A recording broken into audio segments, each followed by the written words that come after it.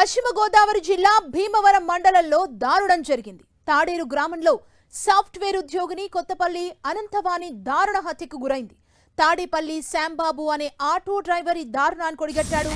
గత కొంతకాలంగా అనంతవాణితో దానికి సంబంధించి వివాహితుడైన శాంబాబు పరిచయం పెంచుకున్నాడు. అయితే గత కొన్ని రోజులుగా శాంబాబును అనంతవాణి దూరం పెడుతూ వస్తోంది. ఈ క్రమంలోనే ఆమెపై కక్ష పెంచుకున్న శాంబాబు ఈ ఘాతుకానికి పాల్పడినట్లు తెలుస్తోంది. ఈ దారుణ ఘటనపై మృతురాలి తండ్రి కొత్తపల్లి వెంకటేశ్వరరావు పోలీసులకు ఫిర్యాదు చేశాడు.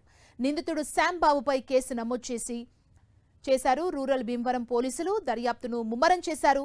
అనంతవాణి మృతదేహాన్ని పోస్టుమార్టం కోసం భీమవరం ప్రభుత్వ హాస్పిటల్కు తరలించారు.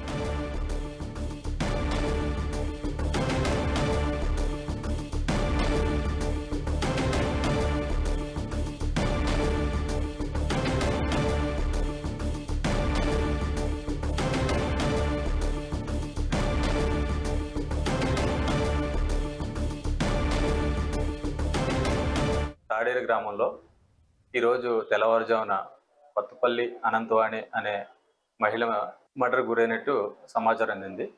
దాని మీద కొత్తపల్లి వెంకటేశ్వరరావు ఆయన తండ్రి ఇచ్చిన ఫిర్యాదు మేరకు కేసు నమోదు చేసి దర్యాప్తు చేస్తున్నామండి.